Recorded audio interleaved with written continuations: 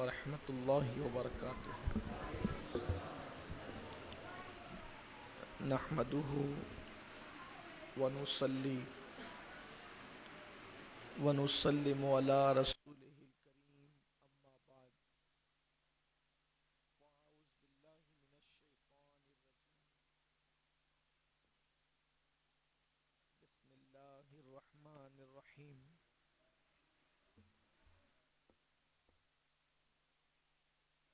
قال النبی صلی اللہ تعالی علیہ وآلہ وسلم: البر لا یبلا لا ینسا والدیان لا یموت، اعمل ما شئت کما تدین تدان۔ صدق رسول اللہ صلی اللہ علیہ وآلہ وسلم۔ صدق اللہ وصدق رسول اللہ صلی اللہ تعالی علیہ وآلہ وسلم۔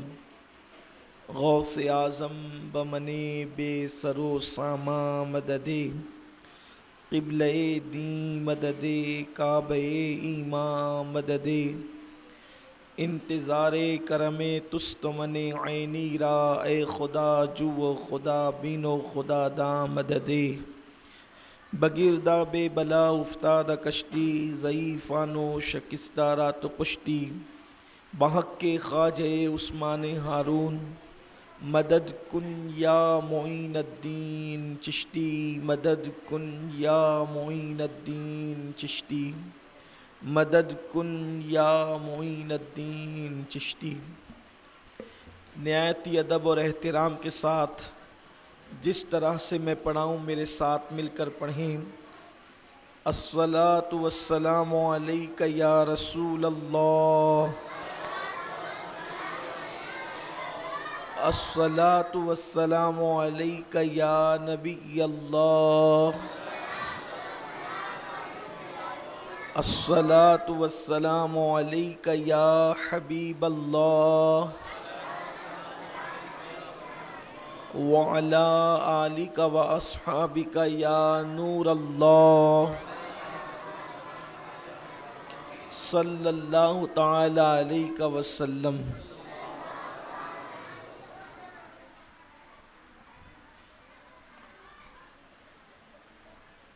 سنتے ہیں کہ محشر میں صرف ان کی رسائی ہے، گر ان کی رسائی ہے لو جب تو بنائی ہے،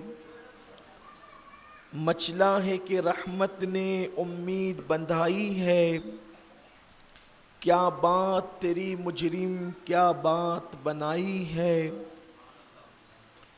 اور مجرم کو نہ شرماؤ احباب کفن ڈھک دو، منہ دیکھ کے کیا ہوگا پردے میں بھلائی ہے، اور مطلع میں یہ شک کیا تھا واللہ رضا واللہ، صرف ان کی رسائی ہے، صرف ان کی رسائی ہے۔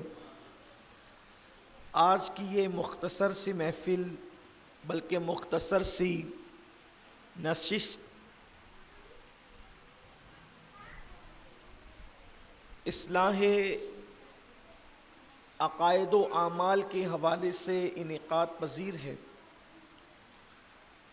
اور حضور اکرم مصطفیٰ جان رحمت صلی اللہ علیہ وآلہ وسلم کی ایسی مشہور و معروف حدیث پڑھی گئی ہے کہ جس میں بہت جامع طور پر آقا کریم صلی اللہ علیہ وآلہ وسلم نے اپنی امت کو پیغام عطا کیا۔ اگر اس پیغام کو ہم اپنے دل و دماغ میں بٹھا کر صرف اس ایک ہی حدیث مبارکہ پر عمل کر لیں تو ہماری دنیا بھی کامیاب ہے اور آخرت بھی کامیاب۔ اللہ کے رسول صلی اللہ علیہ وآلہ وسلم کا تو ہر فرمان ہی بے مثال ہے، ان کی ذات بھی بے مثال، ان کی بات بھی بے مثال، ان کی اعلیٰ صفات بھی بے مثال، ان کے اعلیٰ اخلاق بھی بے مثال، ان کی سیرت بھی بے مثال ہے، ان کی صورت بھی بے مثال، ان کا نسب بھی بے مثال، ان کا حسب بھی بے مثال، ان کا خاندان بھی بے مثال، ان کے اصحاب بھی بے مثال، ان کی امت بھی بے مثال، اور ان کے چاہنے والے غلام بھی بے مثال۔ اللہ کے رسول صلی اللہ علیہ وآلہ وسلم نے فرمایا البر لا یبلا۔ اس حدیث مبارکہ کو اکثر جمعہ کے خطبے میں خطیب پڑھتا ہے، لیکن بہت سارے لوگوں کو ادراک نہیں کہ اس میں کہا کیا جاتا ہے۔ البر لا یبلا، نیکی کبھی پرانی نہیں ہوتی، اس میں نیکی کی اہمیت بتائی جا رہی۔ نیکی کبھی پرانی نہیں ہوتی۔ انسان نیکی جس نیت سے کرے اس کا صلہ ملتا ہے۔ نیکی کی برکت یہ ہے کہ اگر کافر بھی نیکی کرے، نیکی اگر کافر بھی کرے تو بھی اس کو صلہ ملتا ہے۔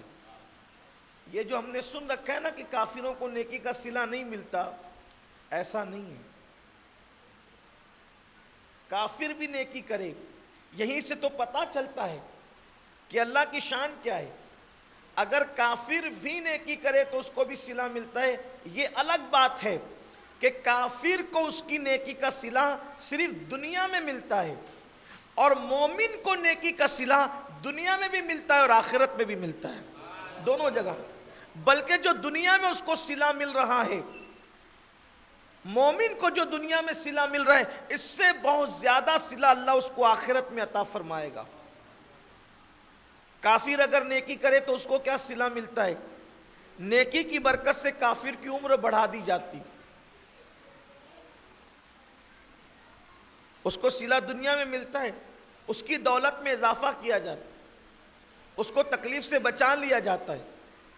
آپ نے نہیں سنا کہ فرعون جس نے خدا ہونے کا دعویٰ کیا، حالانکہ کافر کی نیکی نہیں ہے، لیکن اس کے اچھے اعمال کا صلہ اس کو ملے گا دنیا کے اندر۔ فرعون جس نے خدا ہونے کا دعویٰ کیا، جس نے بہت ظلم کیا، اللہ نے اس پہ عذاب نازل نہیں کیا، بہت ڈھیل دی اس کو۔ وجہ اس لیے کہ فرعون کی عادت تھی کہ وہ بھوکوں کو کھانا کھلاتا تھا۔ جب تک وہ بھوکوں کو کھانا کھلاتا رہا اس پر عذاب نہیں آیا۔ جب اس نے بھوکوں کو کھانا کھلانا بند کر دیا تو اس کو دریا میں غرق کر دیا گیا۔ آپ اس سے اندازہ کر سکتے ہیں کہ کافر اگر اچھا عمل کرے تو چونکہ کافر کا عمل بھی تو عمل ہی ہے، لیکن اس لیے اس کو آخرت میں صلہ نہیں ملتا اور اللہ اس کو قبول اس لیے نہیں کرتا۔ اس کی مثال ایسے ہے کہ جیسے کوئی بہت لذیذ حلوہ بنائے، اس حلوے کے اندر چٹکی بھر زہر ملا دے تو بولیے آپ کھائیں گے؟ نہیں کھائیں گے۔ تو بلا تمثیل کافر کا عمل اللہ اس لیے قبول نہیں کرتا کہ اس کے اندر کفر کا زہر ملا ہوا ہے، اور اللہ کی شان نہیں کہ وہ کفر والے عمل کو جو وہ قبول فرمائے، لیکن اللہ کی شان یہ ہے کہ چونکہ اس نے اچھا عمل کیا اس لیے اللہ اس کو اس کی برکت دنیا میں دے دیتا ہے۔ اب آپ مجھے بتائیں، جب کافر بھوکوں کو کھانا کھلائیں تو اس پر سے عذاب ٹلتا رہتا ہے، اگر مومن نیکی کرے تو اللہ اس کو کتنا اجر عطا فرمائے گا، اس کو عذاب سے کتنا بچایا جائے گا۔ تو نیکی کبھی پرانی، نیکی ہے، نیکی ہے، بلکہ نیکی کی برکت نسلوں تک باقی رہتی ہے۔ نیکی اگر ہم جو رات دن محنت کر کے دولت کماتے ہیں، صرف اسی لیے کماتے ہیں، میں کہتا ہوں 90% لوگ جو دولت کماتے ہیں، رات دن دوڑ دھوپ کر کے دولت جماتے ہیں، خود چپل نہیں خریدتے، پھٹی ہوئی چپل پہ گزارا کرتے ہیں، خود کپڑے جلدی نہیں سلاتے، جونے پرانے کپڑوں پہ گزارا کرتے ہیں۔ ایک ہی لالچ ہے، میرے بچوں کا مستقبل اچھا رہے، میرے بچے سکون سے رہے، دولت جمع کر رہا ہوں، میرے بچوں کی زندگی عیش اور آرام میں گزرے۔ میں کہتا ہوں بچہ پیدا بھی نہیں ہوتا، انسان بچوں کے آرام کی فکر کرتا ہے۔ آپ سے کہنا چاہتا ہوں دولت جتنی بھی جمع کر لو، کوئی ضروری نہیں کہ آپ کے بچے سکون سے رہیں، لیکن اگر آپ نیکی کرو گے تو نیکی کی برکت آپ کی اولاد کو ملتی رہے، بلکہ اگر 10 پشتیں بھی گزر جاتی ہے تو نیکی کی برکت مل کے رہتی ہے۔ 10 پشتوں تک نیکی کی برکت رہتی ہے، 11 پشتوں تک نیکی کی برکت رہتی ہے، 17 پشتوں تک نیکی کی برکت رہتی ہے۔ بلکہ آپ کو بتاؤں، پوری دنیا میں سب سے زیادہ اگر ولی پیدا ہوتے ہیں تو خاندان سادات میں پیدا ہوتے ہیں۔ اس کی وجہ کیا ہے؟ سیدہ فاطمہ نے اتنا تقوی اختیار کیا کہ قیامت تک ان کے تقوی کی برکت ان کی اولاد کو مل رہی، یہ نیکی کی برکت۔ بلکہ قرآن مقدس میں ایک واقعہ آیا ہے کہ حضرت موسیٰ خضر علیہ السلام کا واقعہ بڑا مشہور ہے کہ جب دونوں ایک شہر میں پہنچے تو وہاں دیوار گر رہی تھی، اور گرتی ہوئی دیوار کو دونوں نے مل کے تعمیر کیا۔ حضرت خضر علیہ السلام نے اس کا پیسہ نہیں لیا، اجرت نہیں لی، تو موسیٰ علیہ السلام نے کہا کہ آپ نے اجرت نہیں لی ان سے، حالانکہ یہ شہر والے تو جفاکار ہیں۔ تو فرمایا کہ ان کا باپ جو تھا وہ نیک تھا۔ تفسیر میں آتا ہے کہ یہ حقیقی باپ نیک نہیں تھا، بلکہ اس کا باپ، اس کا باپ، اس کا باپ، اس کا باپ، اوپر 10 پشتوں میں جو باپ آتا تھا وہ نیک تھا، اس کی نیکی کی برکت ان یتیم بچوں کو ملی۔ اس لیے نیکی چھوڑو مت۔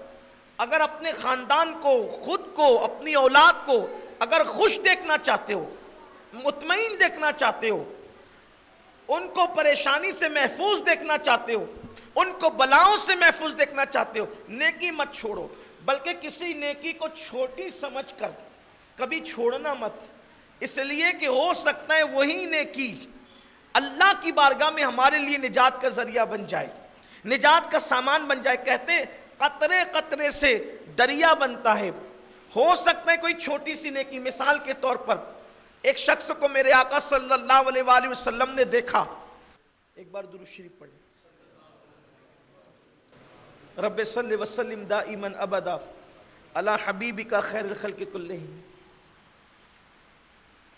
ایک شخص کو اللہ کے رسول علیہ السلام نے جنت میں دیکھا، وہ کروٹیں لے رہا ہے، جنت میں کروٹ بدل رہا ہے۔ یہ جو کروٹ بدلنا کہتے ہیں نا، اس کو کہتے ہیں مستی، مستیاں لوٹنا۔ بستر پہ کروٹیں آدمی مستی میں بدلتا ہے، یعنی وہ جنت میں اتنا مست تھا کہ وہ جنت میں کروٹیں بدل رہا تھا۔ ہم لوگ بھی دعا کرتے ہیں نا کہ اللہ کروٹ کروٹ جنت نصیب فرمائے، کروٹ کروٹ رحمتیں نصیب فرمائے، کروٹ کروٹ بہاریں۔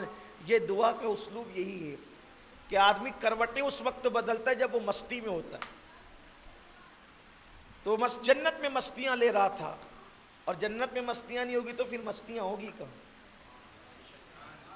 اس لیے کہ یار کا دیدار ہی جنت میں ہونا ہے، اور جہاں یار ہوتا ہے تو پھر وہاں مستیاں نہیں ہوگی تو کیا ہوگا؟ جب آنکھیں مست مست ہوگی تو مستیاں بھی تو ہوگی۔ جب پیمانے چھلکتے ہیں اور جام پیے جاتے ہیں تو آدمی پر مستی کا خمار چڑھتا ہے۔ تو جب ہاتھوں کے جاموں میں اتنی مستیاں ہیں تو نگاہوں کے جام میں مستیوں کا عالم کیا ہو؟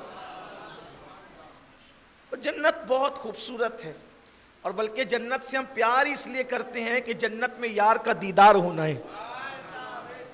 تو اللہ کے رسول صلی اللہ علیہ وآلہ وسلم نے دیکھا کہ ایک بندہ ہے جنت میں کروٹیں بدل رہا ہے۔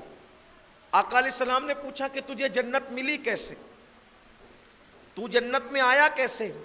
اس نے کہا کہ راستے میں ایک درخت تھا، کانٹے کا درخت، جو لوگوں کو تکلیف پہنچاتا تھا، وہ درخت کو میں نے کاٹ دیا اور کانٹے ہٹا دیے، تو رستے سے کانٹے دار درخت کو ہٹانے کی برکت سے اللہ نے میرے سارے گناہوں کو معاف کر کے مجھے جنت عطا فرما۔ نیکی کبھی چھوٹی سمجھ کر مت چھوڑو، ہر نیکی کرو۔ کچھ نیکی کا میں آپ کو ایک چارٹ بتا دیتا ہوں، کیا کیا نیکی ہے، جسے ہم نیکی نہیں سمجھتے وہ بھی نیکی ہے، اور وہ کرنا ہے ہمیں، اور بہت آسان ہے۔ نیکی بہت آسان ہے۔ ہو سکتا ہے یار کو کون سی نیکی پسند آ جائے، کسی کو دیکھ کے مسکرانا یہ بھی نیکی، کسی کو دیکھ کے مسکرانا یہ بھی نیکی ہے، کسی سائل کو کبھی خالی ہاتھ نہ جانے دینا یہ بھی نیکی، نہیں دینے سے دینا اچھا۔ کسی نے کہا ایک مرتبہ ام المومنین حضرت عائشہ صدیقہ کی بارگاہ میں موجود تھا، فقیر آیا سائل، کہا امی جان کچھ دے دو۔ آپ نے کھجور کا آدھا ٹکڑا، حالانکہ ہم اس طرح بھیک نہیں دیتے کسی کو، کھجور کا آدھا ٹکڑا دیا سائل کو۔ اس نے کہا امی جان یہ آدھی کھجور بھی کوئی بھیک دینے کی چیز ہے؟ ام المومنین نے فرمایا نادان تو نے قرآن نہیں پڑھا، قرآن کہتا ہے فَمَن يَعْمَلْ مِثْقَالَ ذَرَّةٍ خَيْرًا يَرَهُ، کہ اگر تو ایک ذرے کے برابر نیکی کرے گا اس کا صلہ بھی اللہ تجھے عطا فرمائے گا۔ یہ کھجور ایک ذرہ نہیں ہے، کروڑوں ذرے سے مل کر یہ آدھی کھجور بنتی ہے۔ جب آدھے ذرے کا اللہ اکبر ایک ذرے کا اللہ صلہ عطا کرے گا، اس میں تو کروڑوں ذرات موجود ہے۔ اس لیے سائل کو اگر آدھے کھجور بھی دے سکتے ہو تو دے دیا کرو، کیونکہ ہو سکتا ہے وہی نجات کا ذریعہ بن جائے۔ اسی طرح اپنے گھروں کی چھت پر کبھی چڑیا کووں کو پانی اور دانے کا انتظام بھی کر دیا کرو۔ میرے آقا علیہ السلام نے فرمایا پرندوں کو بھی دانا دو۔ کسی نے کہا یا رسول اللہ کیا پرندوں کو بھی دانا دینے پہ ثواب ہے؟ آقا فرماتے ہیں ہاں، جو بھی تر جگر رکھتا ہے، جس کے جگر میں بھی خون موجود ہے، جو بھی تر جگر رکھتا ہے، اللہ تبارک و تعالیٰ اس کے ساتھ نیکی کرنے اور بھلائی کرنے پر تمہیں اجر و ثواب عطا فرمائے گا۔ اسی طرح اب آپ مجھے بتائیں، جب چڑیا کوے کو کھانے پانی پر اللہ ثواب دیتا ہے، اگر ہم اپنے غریب پڑوسیوں کو کھانا بھی جائیں، یہ سنت آج ہم سے چھوٹ رہی ہے، یہ سنت آج ہم سے ترک ہو رہی ہے۔ اچھا کھانا پکاؤ تو تھوڑا سا پانی زیادہ بڑھا دو، اس سے ہمارے کھانے کی لذت نہیں بگڑے گی، لیکن بڑھا دیں اور اتنا کسی پڑوسی کو دیں، عادت بنائیں اس کی۔ اسی طریقے سے رستے میں کوئی چیز تکلیف دہ ہیں اس کو ہٹا دیا کریں۔ اسی طریقے سے کوشش کریں لوگوں کی خدمت کرنے کی، پیاسوں کو پانی پلائیں، بھوکوں کو پانی پلائیں، بیماروں کو دواخانہ لے جائیں، بیماروں کی عیادت کریں، بیماروں کی تیمارداری کریں، ان کی مزاج پرسی کریں۔ میرے آقا علیہ السلام نے فرمایا کسی بیمار کے سرہانے چند سیکنڈ بیٹھ جانا رات بھر جاگ کر نفل عبادت سے بہتر ہے۔ تھوڑی دیر کسی بیمار کے سرانے بیٹھ جانا۔ آج کل لوگ بیمار کو دیکھنے بھی جاتے تو ناک میں کپڑا رکھ کر کے جاتے، یہ حال ہو گیا۔ حالانکہ سنت یہ ہے، میرے آقا جب بیمار کو سے ملنے جاتے تھے تو اس کے بستر پہ جا کر بیٹھتے تھے اور اس کی پیشانی پہ ہاتھ رکھ کر پوچھتے تھے تجھے کیا ہوا، اور پھر کہتے تھے اللہ تجھے شفا دے گا، تو مرے گا نہیں، اللہ تیری عمر دراز کرے۔ لوگ جا کے ڈرا دیتے ہیں بیمار کو، یا اللہ اتنی بڑی بیماری آپ کی، آپ آئے کیوں تھے؟ اس کو ڈرانے کے لیے، کل مرنے والا آج مر جائے۔ یہ نہیں ہونا چاہیے، اس کو تسلی دینا چاہیے۔ نیکی کبھی پرانی نہیں ہوتی، نیکی کبھی پرانی نہیں ہوتی۔ میرے آقا صلی اللہ علیہ وسلم کے دیوانوں، اب بتاؤ جب ذرے ذرے نیکی کا صلہ ہے، جب ذرے ذرے نیکی کا صلہ ہے تو نماز جو افضل العبادات ہے اس کا صلہ کیا ہوگا؟ ایک بات یہ بھی بتا دوں، بہت سارے لوگ سب نیکی کرتے ہیں، بیمار کی عیادت بھی کریں گے، بیمار پرسی بھی کریں گے، کھلائیں گے بھی، پلائیں گے بھی، دوڑ دھوپ بھی کریں گے، لیکن نماز نہیں پڑھتے۔ ابھی جیسے آپ برا نہیں مانیں، ہم لوگوں نے عشاء کی نماز پڑھی تو ایک ہی صف تھی، نماز پڑھنے کے لیے ایک صف، اور تقریر سننے کے لیے پوری مسجد بھر گئی۔ بہت ممکن ہے آپ لوگ کہیں اور سے بھی پڑھ کے آئے ہوں گے، کوئی ضروری نہیں کہ آپ نے نہیں پڑھی، ایسا نہیں کہتا، لیکن نماز میں ہم سستی کر رہے ہیں۔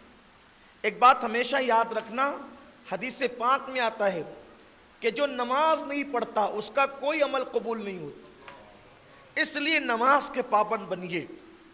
بلکہ میں چند دنوں سے پورے ہندوستان میں یہ آواز اور یہ صدا لگا رہا ہوں ایک دیوانے کی طرح، میں لوگوں سے کہتا ہوں کہ اگر سنت نہیں پڑھتے، فرض بھی نہیں پڑھتے، ٹائم نہیں ملتا تو ٹھیک ہے، کوئی بات نہیں، کم سے کم فرض پڑھ لیا کرو۔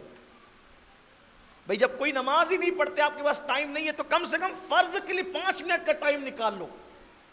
جماعت کے ٹائم مسجد میں آؤ، نماز پڑھ کے چلے جاؤ، فرض ہی پڑھ کے چلے جاؤ۔ یہ نہیں کہہ رہا ہوں کہ سنت چھوڑو، واللہ کبھی نہیں، یہ کہتا ہوں کہ فرض پڑھ لو، فرض ترک مت کرو۔ تو اس لیے ایمان بچانے کے لیے، اپنا اسلام بچانے کے لیے، اپنا دین دھرم بچانے کے لیے کم سے کم فرض نماز کے لیے ٹائم نکال لو۔ نماز چھوڑ کر کے اپنا ایمان ہم ثابت نہیں کر سکتے، اپنا اسلام ہم ثابت نہیں کر سکتے۔ اس لیے خدا کے لیے اپنے آپ پہ رحم کرو، اپنے حال پہ رحم کرو، کیونکہ فرمایا گیا جب بے نمازی مرتا ہے تو پہلے اس کا ایمان چھینا جاتا ہے، اس کے بعد اس کی روح نکالی جاتی ہے۔ یعنی بے نمازی مرتا ہے تو مرنے سے پہلے معاذ اللہ ڈر ہے کہ وہ کافر ہو جاتا ہے، اور جو کفر پر مرے، میں اور آپ کیا اللہ ہمارے حال پہ رحم کرے، اگر کوئی کفر پر مرے، نبی کا بیٹا بھی اگر کفر پہ مرے تو بھی اس کو جنت نصیب نہیں ہوگی، نبی کی بیوی بھی اگر کفر پر مرے اس کو بھی جنت نصیب نہیں ہوگی۔ آپ کو نہیں پتا لوط علیہ السلام کی بیوی اور نوح علیہ السلام کا بیٹا یہ جہنمی لوگ ہیں، کیوں؟ اس لیے کہ یہ کفر پر مرے۔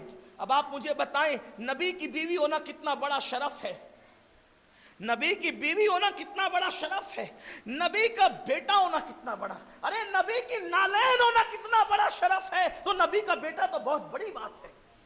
نبی کی نالین ہونا کتنا بڑا شرف ہے، نبی کا عصا ہونا کتنا بڑا شرف ہے، نبی کا بیٹا ہونا کتنا بڑا عظیم شرف۔ میں کہتا ہوں آل نبی ہونا یہ قسمت سے نصیب ہوتا ہے، یہ ہاتھوں کا معاملہ نہیں ہوتا، خود بننے کا معاملہ نہیں ہوتا، کوششوں کا معاملہ نہیں ہوتا، کاوشوں کا معاملہ نہیں ہوتا۔ اللہ اکبر۔ لیکن قرآن کہتا ہے کہ جب نوح علیہ السلام کا بیٹا کفر پر مرا تو اللہ نے فرمایا لیس من اہلک، اب یہ آپ کی اولاد سے نہ رہا، آپ کے اہل سے نہ رہا، آپ کے خاندان سے نہ رہا، اس کا نسب منقطع ہو گیا۔ اس لیے آپ سے گزارش کرتا ہوں خدا کے لیے نماز کی پابندی کرو، کیونکہ بے نمازی ہونے کی بنیاد پر سیدھا ایمان ہاتھ سے جانے کا اندیشہ ہے، ایمان نکل جانے کا اندیشہ ہے۔ اس لیے کبھی نماز نہیں چھوڑنا، نماز کی پابندی لازم، میت ہو تو بھی نماز ہو، شادیاں ہو تو بھی نماز ہو، کتنی بھی مصروفیت ہو تو بھی نماز ہو، بازار جانا ہو تو بھی نماز ہو، اور کتنی بھی مصروفیت، کتنے بھی بیزی ہو جاؤ، کم سے کم فرض نماز اب نہیں چھوٹنا چاہیے۔ آج سے یہ عہد کیجئے کہ انشاءاللہ ہم فرض نماز کبھی نہیں چھوڑیں گے، کتنی مصروفیت ہو جائے، سفر ہو، حضر ہو۔ بلکہ نماز کب معاف ہے، نماز کب معاف ہے؟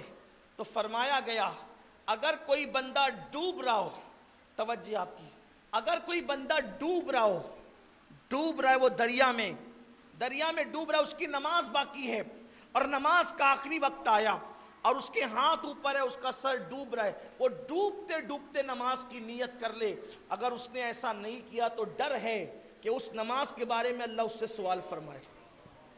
آپ غور کریں، آپ اندازہ کریں نماز کس چیز کا نام ہے، اسی لیے آخری دم تک نماز معاف نہیں کی گئی۔ نماز کس کے لیے معاف ہے؟ یا تو پاگل کو نماز معاف، یا تو نابالغ بچے کو نماز معاف، یا تو ناپاک عورت کو نماز معاف، یہی ہے۔ اب جو لوگ نماز نہیں پڑھتے کیا وہ اپنے آپ کو پاگل سمجھتے ہیں یا نابالغ سمجھتے ہیں؟ اور تیسری چیز کہوں گا تو بڑی بے ادبی ہوگی، تو اس لیے جب آپ ہیں نہیں ان تینوں میں تو پھر آپ کو نماز پڑھنا چاہیے۔ حضور اکرم صلی اللہ علیہ وآلہ وسلم فرماتے جو نماز نہیں پڑھتے ان کی زکوٰۃ بھی قبول نہیں، اور جو زکوٰۃ نہیں دیتے ان کی نماز بھی قبول نہیں۔ آپ کیا سمجھتے ہیں؟ آقا علیہ السلام فرماتے ہیں مسلمان کی ایک پہچان ہے سب سے بڑی کہ مسلمان نماز پڑھتا ہے، کافر نماز نہیں پڑھتا۔ اسی لیے صحابہ کہتے ہیں ہم رسول اللہ کے دور میں مسلمان کو پہچانتے تھے صرف نماز کی وجہ سے، جس کو نمازی دیکھتے تھے وہ مسلمان، اور جس کو نمازی نہیں دیکھتے تھے سمجھ جاتے تھے یہ مسلمان نماز پڑھی۔ ایمان بچانا ہو تو نماز، البر لا یبلا، بہت لمبی نہ ہو جائے۔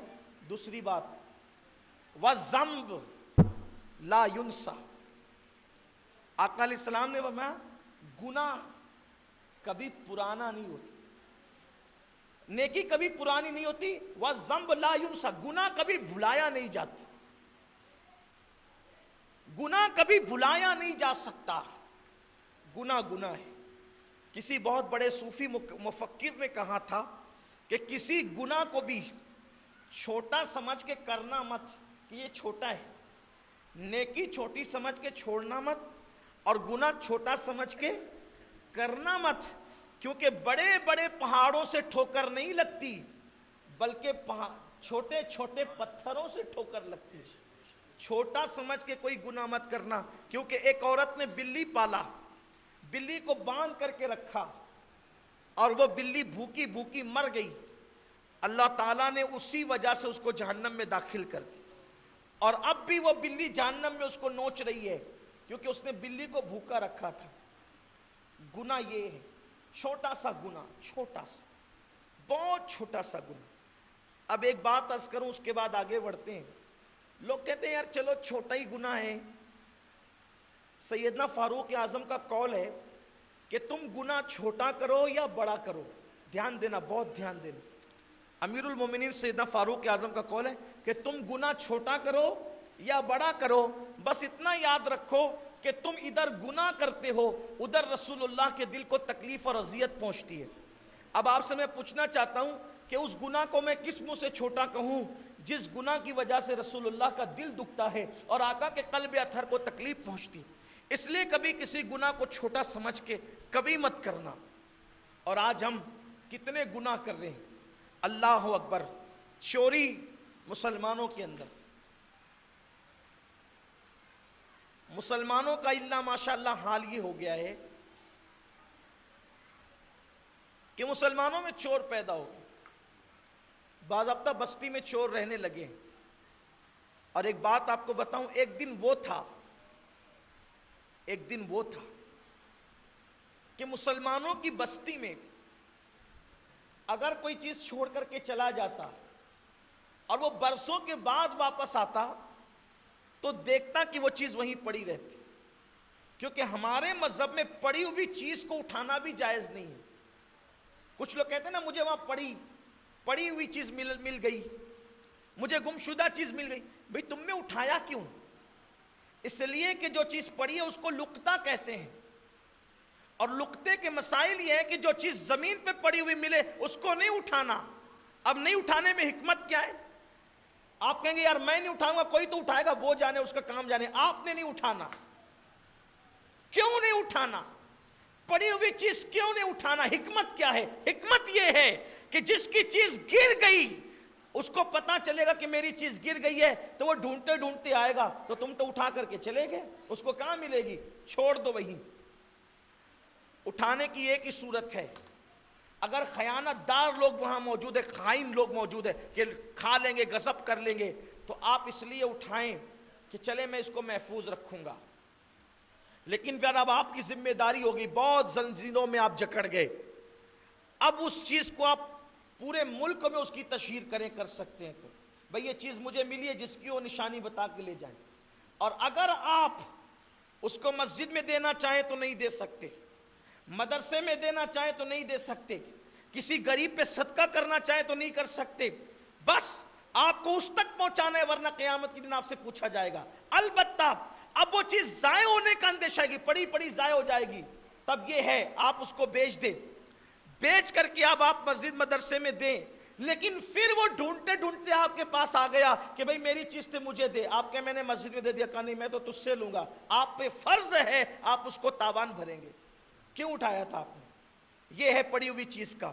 مجھے ایک خوبصورت بات یاد آئی، اس لیے کہ زیادہ بات لمبی نہیں کرنا، بہت دنوں کے سے آپ کے محلے میں نہیں آنا ہوا تھا، اور لاک ڈاؤن کی وجہ سے جو ہے وہ پروگرامات بھی عام طور پہ نہیں ہو پا رہے شہر میں۔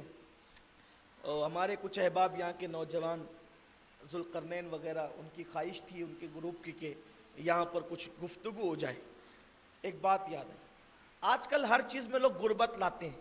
مولانا سید صاحب، غریبی چوری کرنے میں مجبور کر رہی ہے، یہ کرنے پہ وہ کرنے میں مجبور۔ میں کہتا ہوں شرم کرو، غریبی چوری کرنے میں مجبور کرتی ہے، محنت کرنے پہ کیوں مجبور نہیں کرتی؟ اگر غریبی ہے محنت کر، چنا بیچ، کچھ بھی بیچ، اللہ کا وعدہ ہے وہ رزاق ہے، تجھے رزق دے گا۔ اور جو حلال روزی کے لیے ذلت کی جگہ کھڑا ہوگا، اللہ اس کو وہ عزت عطا فرمائے گا کہ وہ اس کا گمان نہیں کر سکتا۔ جب بڑے بڑے اولیاء چپل سی سکتے ہیں تو تو کون ہے؟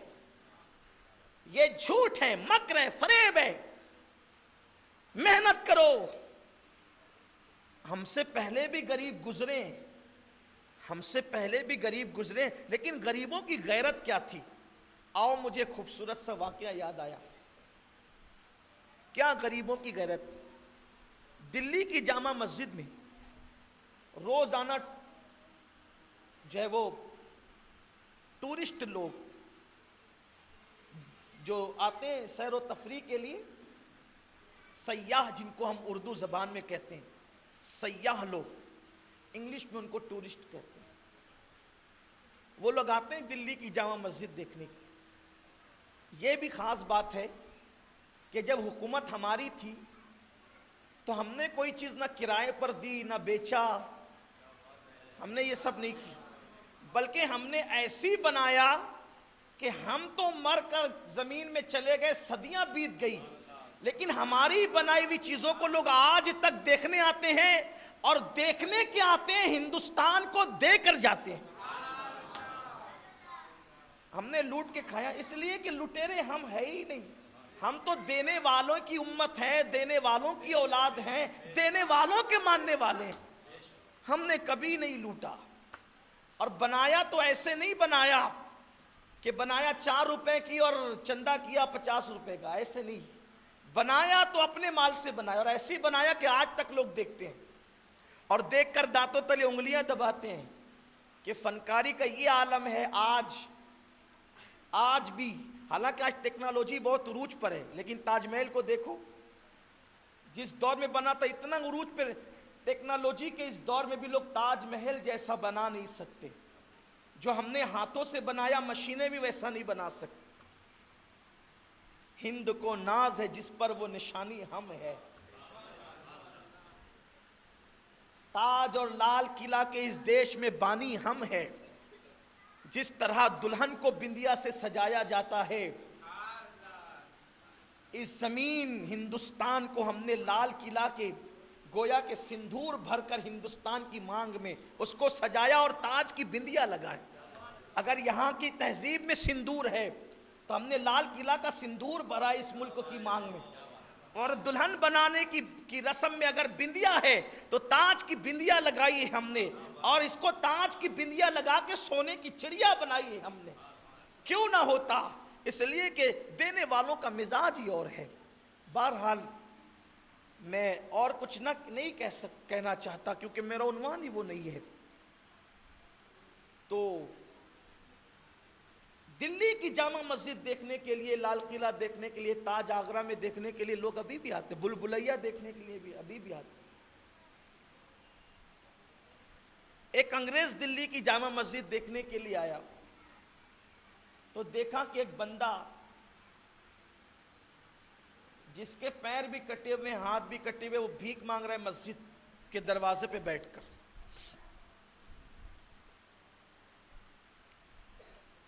انگریز نے دیکھا تو اپنا پاکٹ نکالا، اور پاکٹ نکال کر کے اس ہاتھ کٹے ہوئے بھکاری کو، وہ مسلمان تھا، اس کو بھیک دیا، اور جب بھیک دیا تو بھیک دے کر کے چلا گیا۔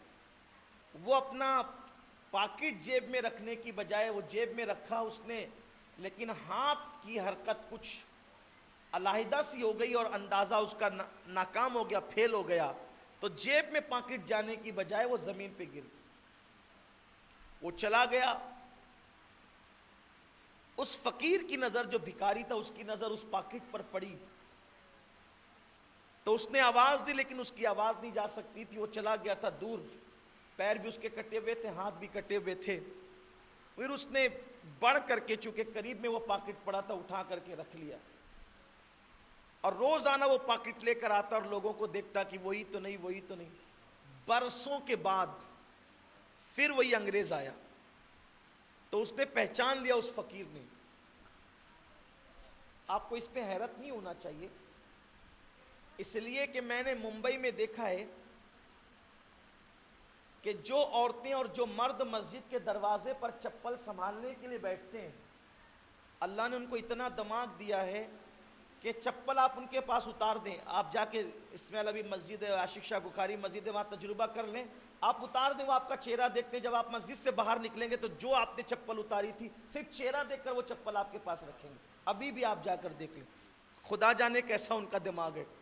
اتنے نمازی آتے ہیں اور ان کا حال یہ اکثر ایسا ہوا کہ میں جمعہ میں گیا, آخری میں نکلا تو وہ چلی گئی چپل والی جو سنبھالتی تھی, لیکن میری چپل کو اس نے وہاں رکھا کہ یہ اس کی چپل.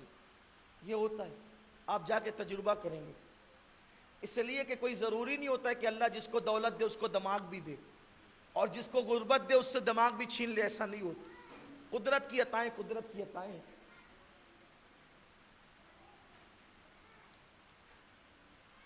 تو وہ دیکھتا رہتا روزانہ, اور آج اس کو انگریز نظر آ گیا تو اس نے وہ پاکٹ اس کو دیا, اور پاکٹ دے کر کے اس کو اس نے کہا کہ یہ آپ ہی کا پاکٹ ہے. اس نے دیکھا تو اس کی ساری رقم جیسے کہ ویسے ہی تھی. اس انگریز نے کہا کہ یہ پاکٹ میرا گرا تھا, میں تو چلا گیا تھا, برسوں بعد آیا, اور تم فقیر آدمی ہو, تم تو بھیک مانگتے ہو. اگر تم یہ پاکٹ کی رقم لے کے خرچہ کر لیتے تو مجھے کیا پتا تھا, کیا معلوم تھا. ہائے رے ہائے, غریب تیرے عشق کو سلام. اگر ایسی غربت ہو تو ایسی غربت امیری پر فوقیت رکھتی ہے. اس لیے کہ غربت جیب کے خالی ہونے کا نام نہیں ہے, غربت دل کے خالی ہونے کا نام. کچھ لوگ اٹھ کر کے اگر ادھر سے ادھر آ جائیں تو وہ لوگ جو بعد میں آ رہے ہیں ان کے لیے ذرا اچھا ہو جائے. آپ ادھر آ جائیں, جلدی سے آ جائیں, 1 سیکنڈ کے اندر تو اچھا ہو جائے. درود شریف پڑھتے ہوئے آ جائیں. آپ بھی بیٹھ جاؤ, بیٹھ جاؤ بابو, اے بابو آپ بھی بیٹھ جاؤ, بیٹھ جاؤ. ابھی کسی کو کچھ مت بولو, درود شریف پڑھو.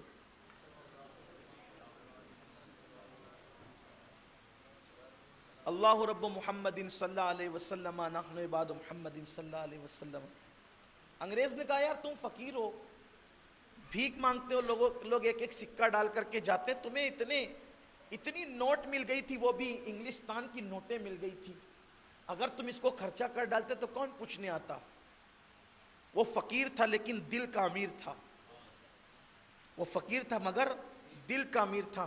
میں کبھی کسی عاشق رسول کو غریب ماننے کے لیے تیار نہیں ہوں, کیونکہ جس کے دل میں عشق رسول بستا ہو اس سے بڑھ کر مالدار کون ہو سکتا ہے. ہر دولت خریدی جا سکتی ہے, عشق مصطفیٰ اس دولت کا نام ہے, اس کو کبھی خریدا نہیں جا سکتا.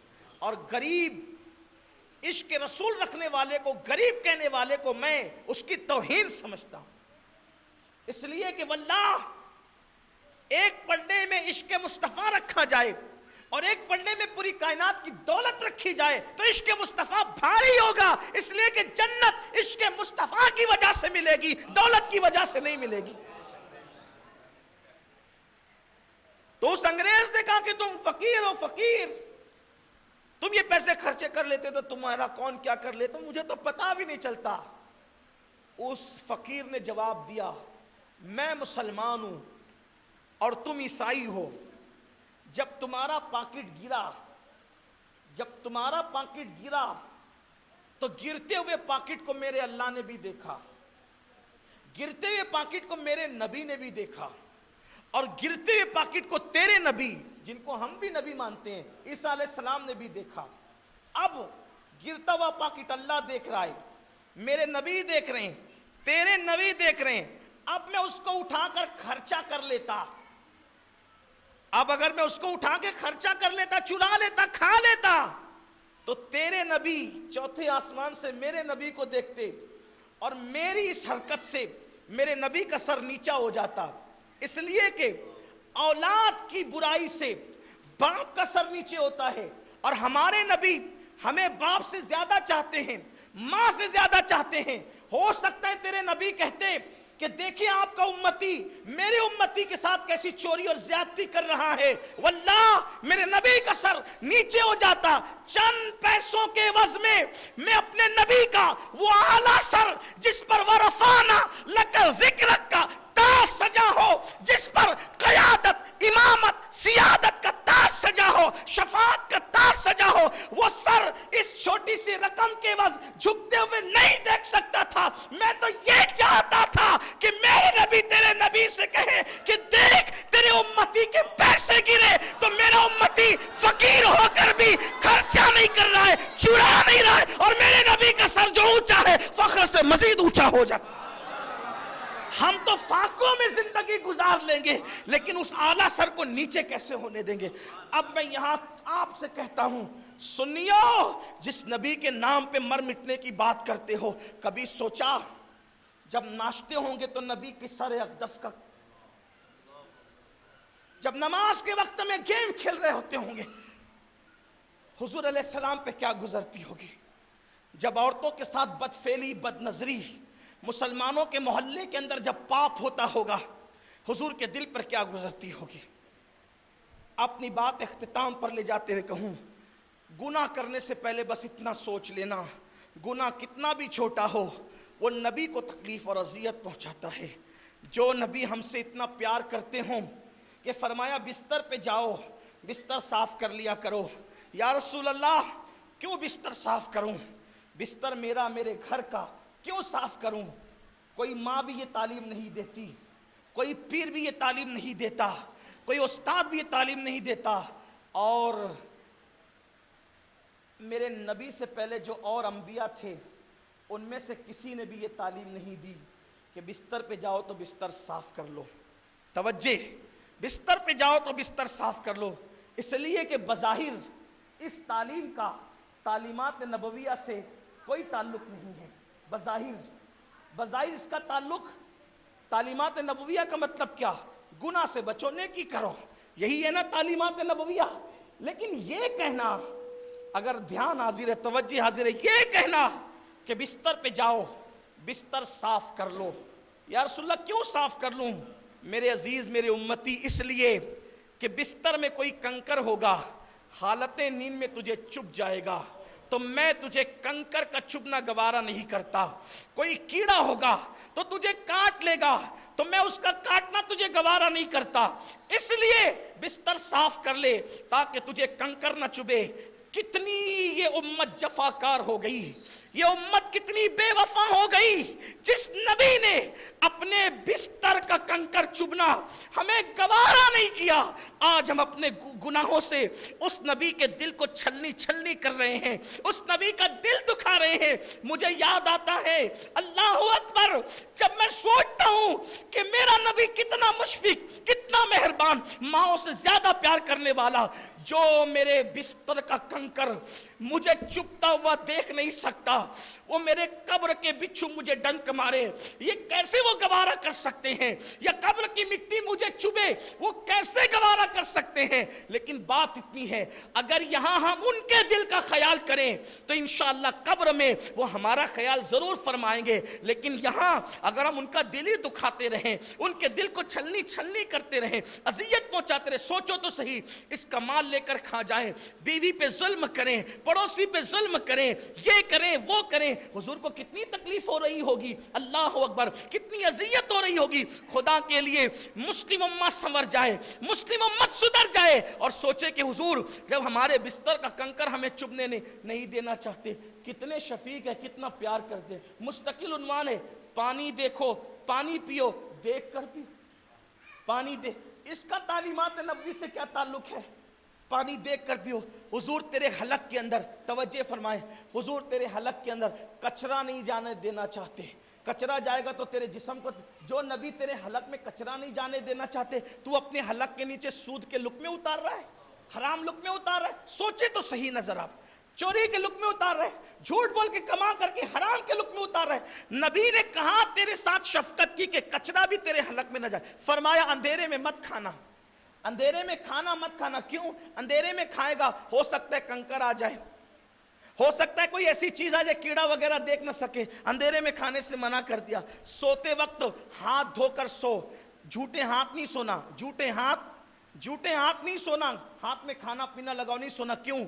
تو سو رہا ہو، مٹھاس کی وجہ سے چوٹی کاٹنے لگے، چوہے کاٹنے لگے، حضور کو تیرا خیال کتنا ہے؟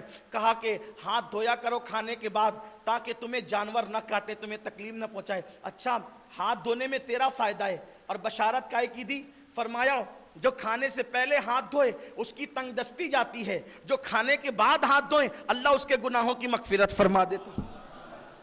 کتنے شفیق ہیں، کتنے مہربان ہیں۔ تو کہا البر لا یبلا وذم لا ینسا، گناہ کبھی بھلایا نہیں جا سکتا، گناہ کی نحوست پہنچتی، اور ایک بات بتاؤں، آخری بات اختتام سمیٹتے ہوئے، اس لیے کہ مختصر سی محفل اور مختصر سے لوگ، اور بہت اچھے سے آپ سن رہے ہیں تو دل چاہتا ہے کچھ بولوں، لیکن بات سمیٹتے ہوئے کہ گناہ کی نحوست نسلوں تک بھی پہنچتی، گناہ کی نحوست نسلوں تک. بہت سارے لوگ نیکی کر رہے ہیں، پرہیزگار ہے، یہ وہ، پھر بھی بولتے ہیں مولانا ہم کیا غلطی کر رہے ہیں پتہ نہیں، ہم سب اچھے کام کرتے ہیں پھر بھی پریشان ہیں. اور باپ داداؤں نے پاپ کیا ہوتا ہے، باپ داداؤں نے پاپ کیا ہوتا ہے، اس کی نحوست ہوتی ہے. آپ کہیں گے یار باپ دادا کریں تو ہمیں کیا؟ جب باپ داداؤں کی نیکی کی برکت ہوتی ہے تو باپ داداؤں کے پاپ کی نحوست بھی ہوتی ہے. میں اس کو قرآن سے بتاؤں، آپ قرآن سے بتاؤں، قرآن سے سن لیں آپ اس کو. ایک قوم تھی، قرآن نے اس کا ذکر کیا، ایک قوم تھی، ان کی بستی میں طاعون پھیل گیا، پلیگ، طاعون کی وبا پھیل گئی. اور طاعون کی وبا پھیلی تو اسلام کا مسئلہ یہ ہے کہ جب طاعون پھیلے، وبائی بیماری پھیلے، تو تم جہاں ہو وہاں سے بھاگو مت. جہاں وبائی بیماری ہو وہاں سے بھاگ کے کہیں اور مت جاؤ، اور اگر آپ کے علاقے میں نہیں ہے تو اپنا علاقہ چھوڑ کے بیماری کی جگہ مت آؤ. تم بیماری کی جگہ مت آؤ اور بیماری کی جگہ سے بھاگو بھی مت، اس لیے کہ اینما تکونوا یدرککم الموت ولو کنتم فی بروج مشیدہ، کہ اگر تم مضبوط قلعے میں چھپ جاؤ گے تو بھی تمہیں موت وہاں اگر لکھی ہے تو آ کے رہے گی، اگر لکھی ہے تو آ کے رہے گی، اور اگر نہیں لکھی ہے تو آپ پڑے رہیں بریج کے نیچے، کھلے آسمان کے نیچے، تو بھی آپ کا کچھ ہونا جانا نہیں ہے. اور اگر آپ کی موت لکھی ہوئی ہے پھر آپ شیش محل میں رہیں تو بھی موت وہاں، ایک سیکنڈ پہلے اور ایک سیکنڈ بعد موت ٹلتی نہیں، جس کی لکھی ہے اس کو تو آنا ہی ہے. تو اس لیے زیادہ بہادری دکھانے کی ضرورت نہیں، اپنا علاقہ چھوڑ کے بیماری کی جگہ نہ ہو، مصیبت مول نہ لو، اور بیماری کی جگہ سے بھاگو مت. یہ اسلام کا اتنا خوبصورت قانون ہے، اتنا خوبصورت قانون ہے. اسی لیے جب پلیگ کا مرض آیا تو کئی ہزار لوگوں کو ایمان کی دولت نصیب ہوئی، کیونکہ اوروں کے مردے کوئی دفن کرنے والا نہیں تھا، اور مسلمانوں کی میتیں ویسے شان سے جاتی تھی جیسے اور دنوں میں شان سے گئی. ہمیشہ یہ بات ہے، اسلام بہت خوبصورت مذہب ہے، لیکن ہم نے اس کی قدر نہیں کی. ہم جس گھر میں پیدا ہوئے نا، اس گھر کی ہمیں قدر ہی نہیں معلوم. باپ داداؤں کا خیال ہے، نبی کا خیال نہیں ہے. ہم کس گھر میں پیدا ہوئے پتہ ہے؟ مسلمان کا گھر. کس گھر میں پیدا ہوئے؟ اور مسلمان کا گھر کا مطلب پتہ ہے؟ ملا علی قاری فرماتے ہیں ہر مسلمان کے گھر میں حضور کی روح پاک موجود ہے. جس گھر میں رسول اللہ کی روح موجود ہے اس گھر میں ہم پیدا ہوئے. ہمیں کمی کس بات کی؟ سوچیں، کبھی خیال نہیں کیا. ماننے والوں کے لیے سب کچھ ہے، نہیں ماننے والے کے لیے کچھ نہیں ہے. میں کہتا ہوں جس کے گھر میں نبی کی روح موجود ہو اسے کس برکت کی تعویذ کی ضرورت ہے؟ اسے کس امین القادری کی دعاؤں کی ضرورت ہے؟ ارے دولت کونین گھر میں ہے، لیکن تو محسوس تو کر، محسوس تو کر. اگر تو مومن ہے تو تیرے گھر میں نبی کی روح پاک موجود ہے.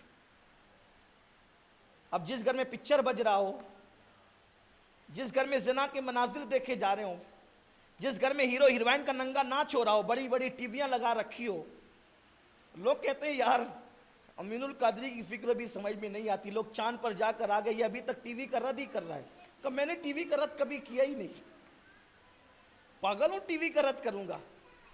میں نے ٹی وی کا رد کبھی نہیں کیا، میں نے ٹی وی کے اندر دکھائے جانے والے مناظر کا رد کیا ہے. ہاں بے وقوف قلم کو برا کہوں، قلم تھوڑی برا ہے.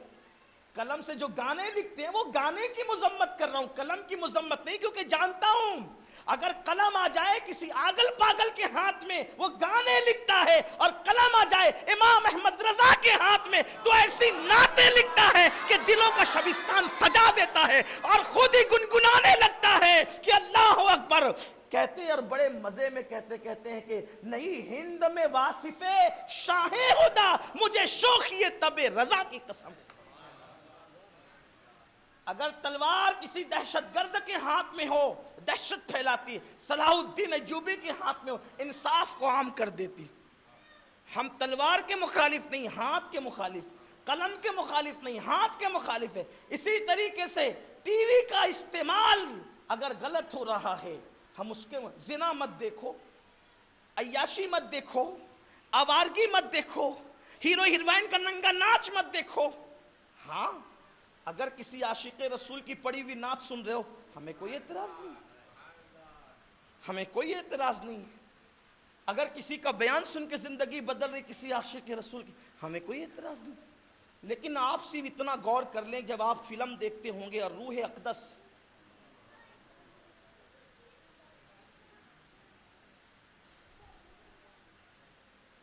میں کیا کہوں اس پر، مسلمان سے بڑھ کر بھی کوئی حضور کی بے ادبی کر رہا ہے؟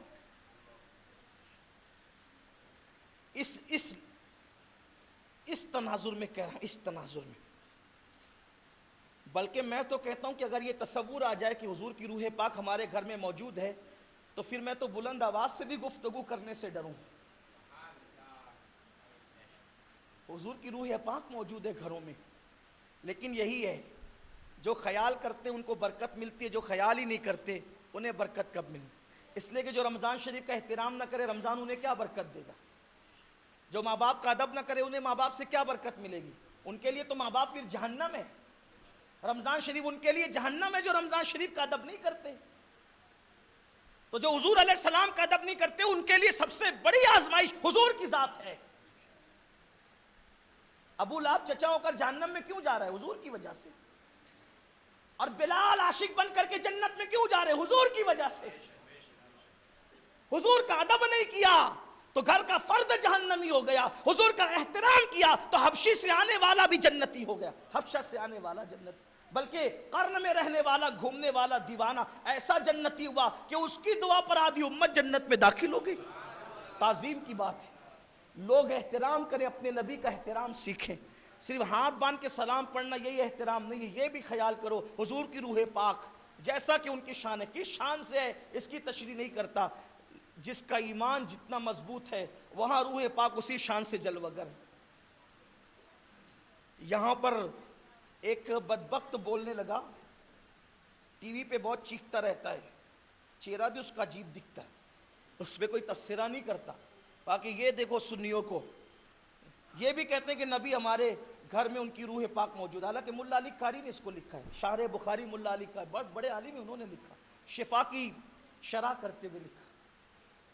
اور کہا کہ جب تمہارے گھر میں نبی موجود ہے تو پھر تم یہ کیوں کہتے ہو میرے آقا آؤ کہ مدت ہوئی ہے تیری راہ میں اکھیاں بچھاتے بچھاتے.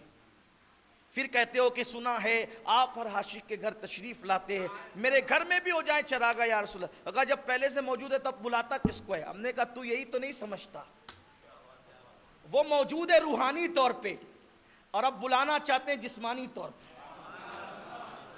اور وہ کرم فرمائے تو پھر جسمانی طور پہ آ بھی جاتے ہیں. مولانا جامی نے کہا ہے چو سوے من گزر آری منے مسکیز ناداری. چو سوے من گزر آری منے مسکیز ناداری فدائے نقش نالینت کنم جا یا رسول اللہ. یا رسول اللہ اگر آپ میرے گھر آئیں گے، میں تو غریب آدمی، میں کیا کر سکتا، مسکین آدمی، میرے پاس تو کچھ ہے نہیں، میرے پاس تو کچھ. دیکھو آ گئی نا وہی بات جو میں نے کہا تھا کہ عاشق کو غریب کہوں تو کس منہ سے کہوں. جامی کیا کہہ رہے ہیں؟ سن لینے دو، انہیں بھی سن لینے دو، ان کو بھی ضرورت ہے، ہمارے قوم کا مستقبل ہے یہ بچے، سننے دو انہیں سننے دو، اس لیے یہ قوم کا مستقبل ہے. میں اپنے بچپنے سے اپنے علماء کو سننے جاتا تھا اور رات میں سن کر آتا تھا اور صبح اپنے دوستوں کے سامنے اس کی کاپی کرتا تھا. میں بچپنے سے خطیب ہوں الحمدللہ، اور یہ بھی شکر کے طور پہ کہہ دوں کہ کسی نے مجھے خطیب بنایا نہیں. جن علماء کی گفتگو میں نے سنی اپنے بچپنے میں صبح کو میں ان کو لوٹا دیا کر من و ان. اللہ تعالیٰ نے مجھے اتنا حافظہ دیا تھا بچپنے میں کہ ان کے انداز کے، ان کے ہاتھوں کے، ان کی آنکھوں کے، ان کے بولنے کے سیم اشارے میں لوٹاتا تھا. اب میرے دوست سنتے تھے، میرے محلے کے ساتھی، میرے اسکول کے ساتھی.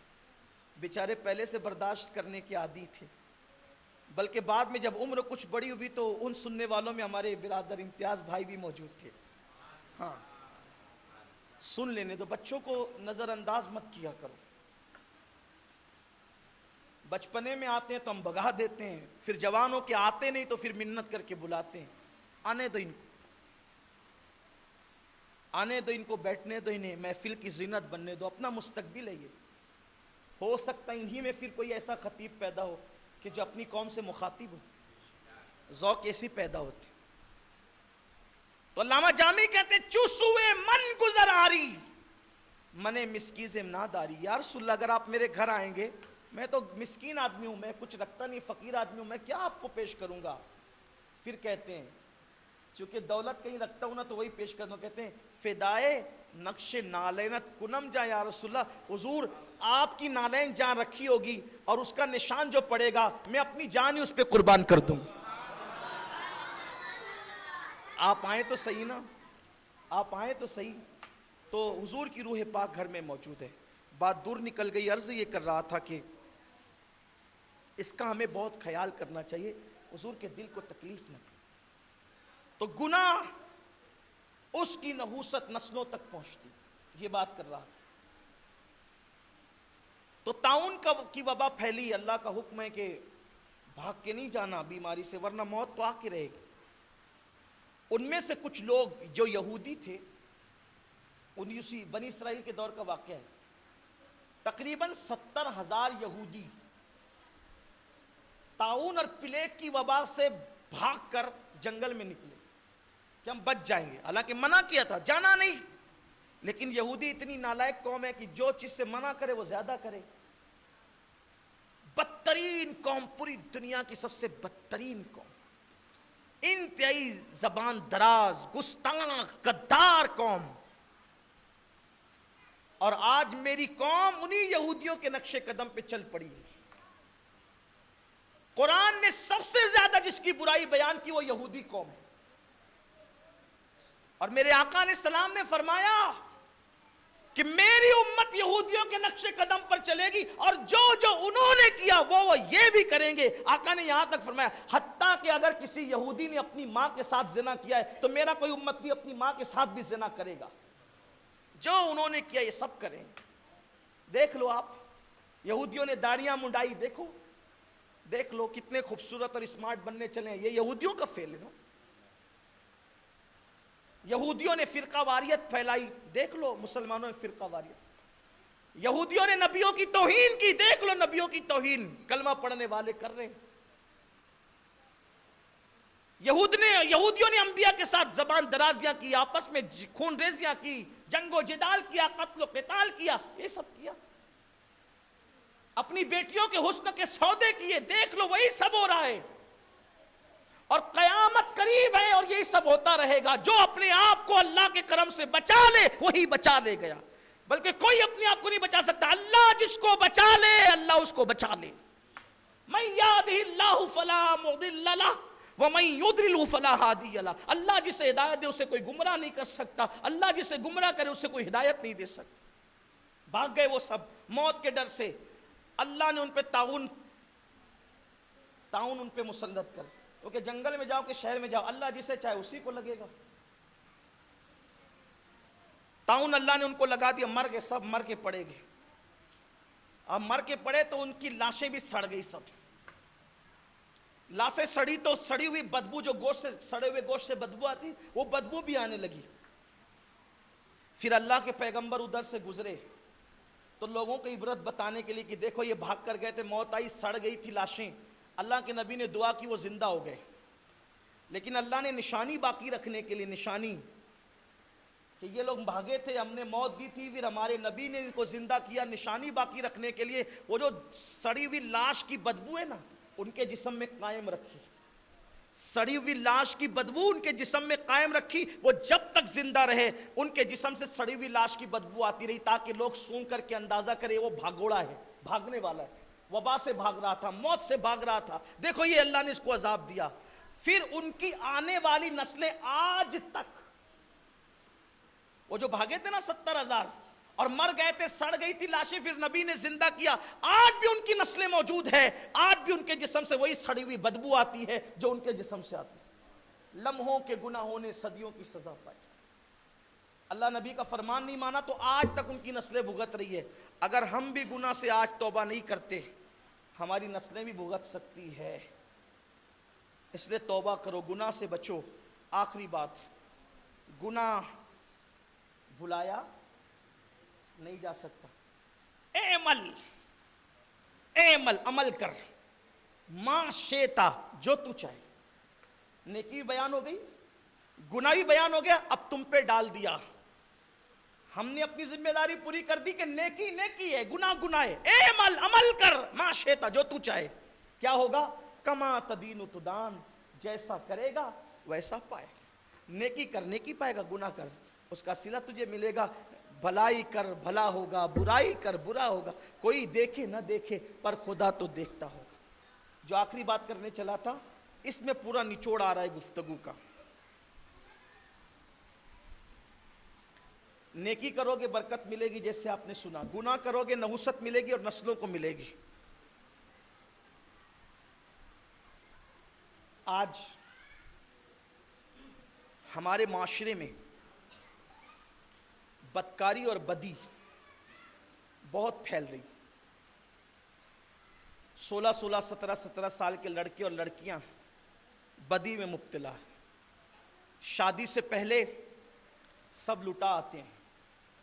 جو بہت شریف خاندان کے لڑکے ہیں وہ خود لذتی کا شکار, خود لذتی مطلب مشت زنی کا شکار. اور میرے آقا صلی اللہ علیہ وآلہ وسلم نے فرمایا, حدیث پاک کا مفہوم ہے کہ قیامت کے دن جنہوں نے اپنے ہاتھ سے اپنی جوانی کو ضائع کیا ہوگا, اعلان ہوگا کہ ہاتھوں سے نکاح کرنے والے کہاں ادھر آئے. تو محشر والے کہیں گے یہ ہاتھوں سے نکاح کرنے والے کون ہے؟ کہا یہ وہی لوگ ہیں جو اپنے ہاتھوں سے اپنی جوانی کو ضائع کرتے تھے, یعنی مشت زنی کرتے تھے, خود لذتی کرتے تھے. ہینڈ پریکٹس بھی جس کو کہا جاتا ہے انگلش میں. یہ وبا جو پھیل رہی ہے نا شریفوں میں, کیونکہ اس میں پکڑے جانے کا کوئی خوف نہیں ہوتا, لیکن یہ گندی فلمیں دیکھنے کی وجہ سے, گندی پکچریں دیکھنے کی, گندی تصاویر دیکھنے کی وجہ سے, گندی باتیں کرنے کی وجہ سے یہ پھیل رہی ہے. اور فرمایا گیا کہ جتنے قطرات ضائع کرو گے ہاتھ سے, اتنے بچوں کے قتل کا وبال آپ کے سر. اور ایک قطرے میں کروڑوں بچے پیدا کرنے کی طاقت اللہ نے رکھی ہے.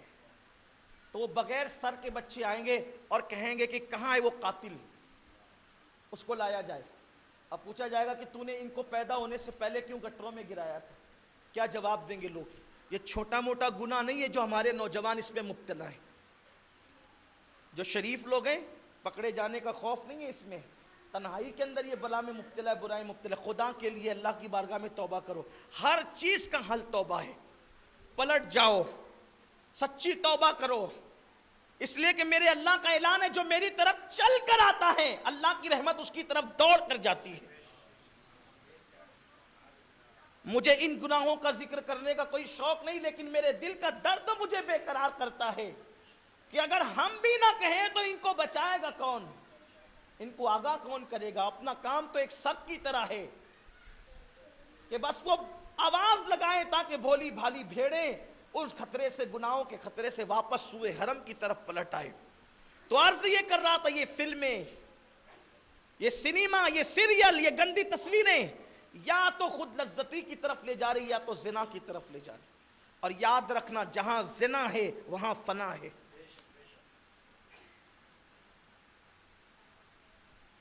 ابھی ہمارے حافظ صاحب میں جب اجتماع میں آ رہا تھا تو انہوں نے مجھے بتایا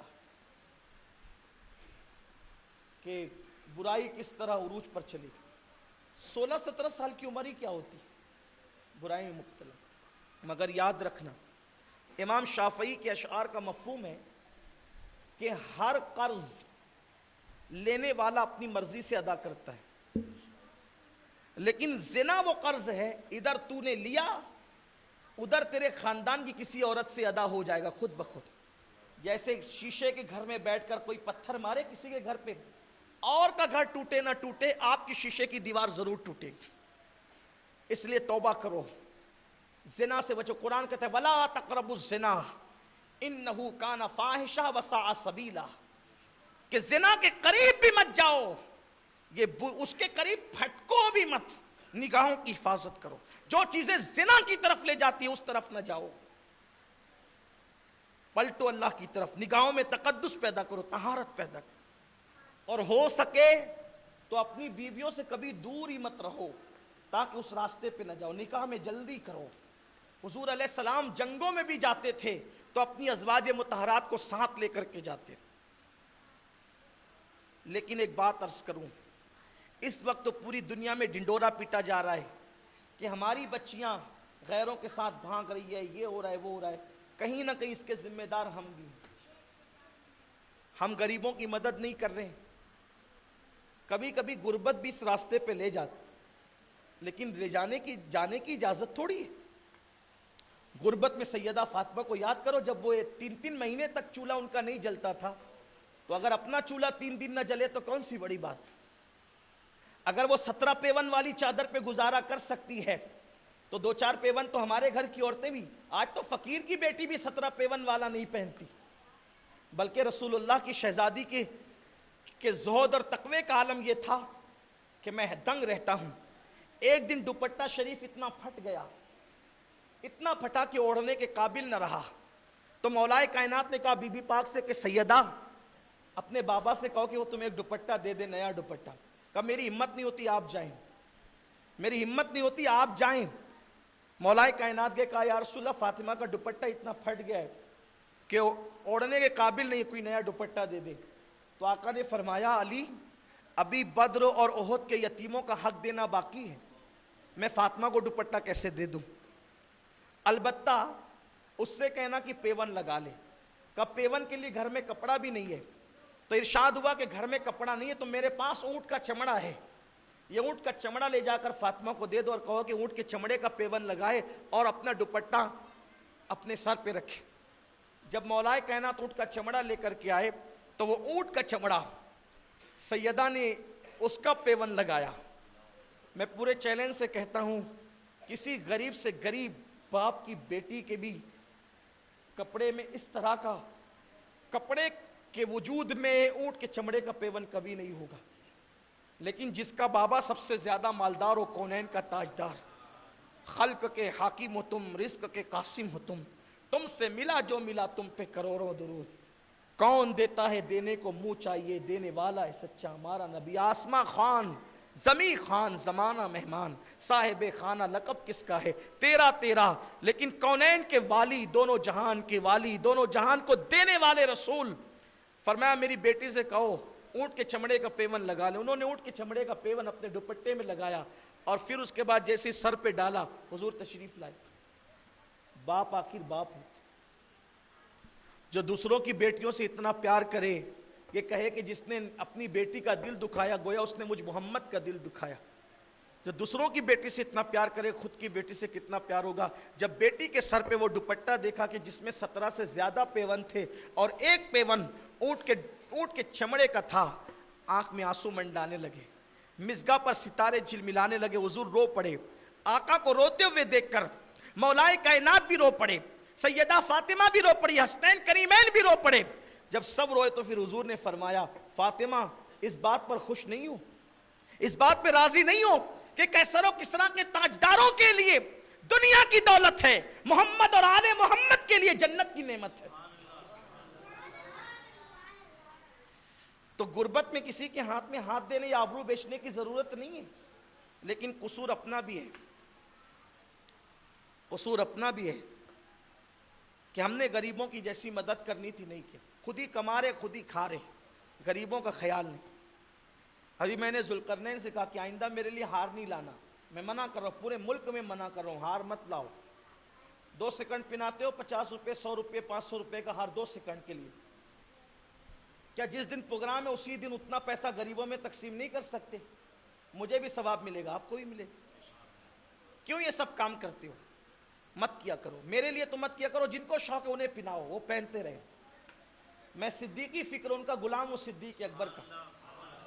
صدیق اکبر نے کہا تھا کہ پرانے کپڑوں میں مجھے دفن کر دو. کیا کہا؟ پرانے کپڑوں میں مجھے دفن کر دینا، اگر اللہ راضی ہے تو اس سے بہتر لباس وہ خود ہی عطا کر دے گا۔ نئے کپڑے میرے حصے کسی غریب کو دے دینا، کیونکہ نئے کپڑے کا زیادہ حقدار زندہ ہے۔ یہ صدیق اکبر کی فکر ہے۔ یہ 2 سیکنڈ یہ پھول میری درجات میں کیا بلندی عطا کرے گا، مجھے کیا بلندی دے گا؟ جنہیں شوق ہے انہیں پناؤ، مجھے مت پناؤ۔ میرے حصے کا میرے اصال ثواب کے لیے جس دن پروگرام ہو اتنی رقم کسی بیوہ کی جھولی میں ڈال دو، آپ کو بھی اجر ملے گا، میرے بھی درجات بلند ہو جائیں گے۔ غریبوں کا خیال رکھو، مفلسوں کا خیال رکھو، مسکینوں کا خیال رکھو۔ تو عرض یہ کر رہا تھا، جو بات اختتام کی طرف، اینڈ کی طرف جا رہی تھی، کہ یہ جو زنا عام ہو رہا ہے، بدکاری عام ہو رہی ہے، برائی عام ہو رہی ہے، اس کی سب سے بڑی وجہ ہم غریبوں کا خیال نہیں کرتے، اس لیے لوگ اس کا ناجائز فائدہ اٹھا رہے ہیں۔ بچیاں، لڑکیاں کیوں جاتی ہے جسم فروشی کی طرف؟ بہت سی عبرت ہوگی اس واقعے کے اندر، اسی کو بول کر اپنی بات مکمل کر رہا ہوں۔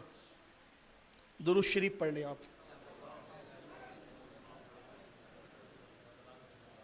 بیٹے اب آپ لوگ کا ٹائم ہو رہا ہے، اگر جانا چاہیں تو آپ جا سکتے ہیں، اب ہم بھی جانے والے ہیں، اور جن کو ٹائم ہو رہا ہے وہ چلے جائیں۔ بیٹا چلے جاؤ، اللہ تعالیٰ تمہیں جزائے خیر۔ جو جانا چاہتے ہیں نکل جائیں، وہ بیچارے پریشان ہو کر ایک دوسرے سے کہہ رہے ہیں کہ دیکھ کتنا بچ گوا، جا تو چلے جانا بیٹا، جا تو بچ گوا تو چلے جا، جب ہمارا بجے گا تو ہم بھی چلے جائیں۔ ایک بار درود شریف پڑھ لیں۔ اللہم صلی علی سیدنا مولانا محمد المعدن الجود والکرم وآلہ واصحابہ وبارک وسلم، صلاۃ و سلام علیک یا رسول اللہ صلی اللہ۔ بدکاری جو عام ہو رہی ہے اس کے پیچھے وجہ کیا ہے، اور بدکاری پہ کنٹرول کرنے کے لیے کیا کرنا پڑے گا؟ یہ ایک واقعے میں بہت سی چیزیں سمجھ۔ پہلی بات تو یہ، مرد بدکاری کو چھوڑ دے، کیونکہ جس کا بھائی بدکاری کرے گا اس کی بہن خود ہی سیکھے گی کہ جب میرا بھائی میری سہیلی کے ساتھ لگا ہوا ہے تو میں نے بھی کسی کے ساتھ لگنے ہیں۔ اور جو بھائی خود بدی میں گرفتار ہے وہ اپنی بہن کو کبھی بدی سے بچا نہیں سکتا۔ مردوں سے عورتیں بدی سیکھتی ہے، عورتیں مردوں سے، ورنہ عورتیں بہت باحیا ہوتی، اللہ نے ان کو بہت حیا دی۔ اور ایک خاص بات، اگر مرد واقعی دل کی گہرائیوں کے ساتھ باحیا ہو جائے، اللہ کریم ان کے گھر کی عورتوں کی خود حفاظت فرمائے۔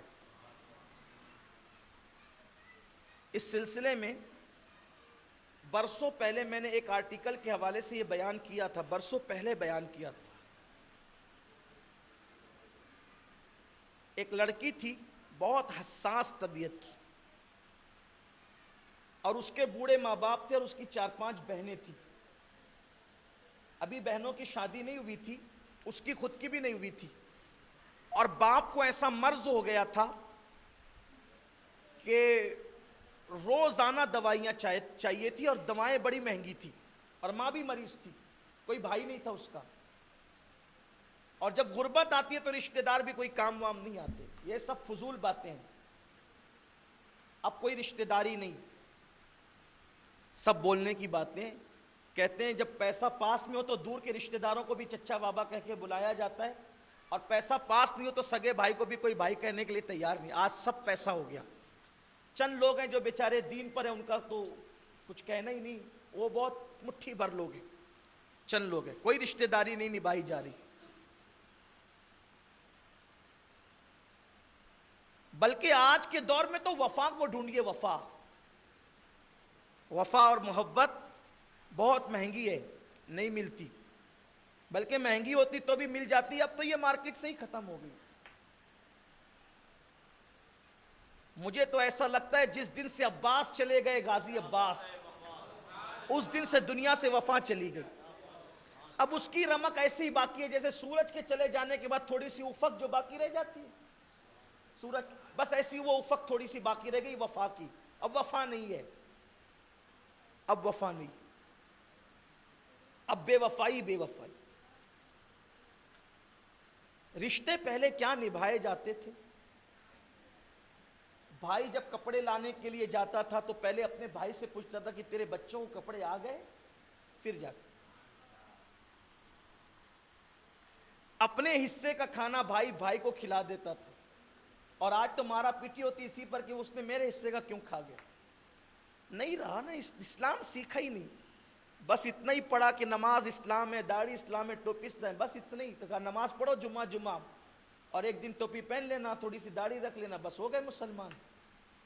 اسلام کیا چیز ہے؟ اسلام پورا نظام حیات, رشتوں کو نبھانا, غریبوں کا خیال کرنا, دلوں کو صاف رکھنا, پاکیزگی رکھنا, یہ اسلام مکمل. پیدا ہونے سے لے کر مرنے تک ساری چیزیں اسلام بیان کر چکا.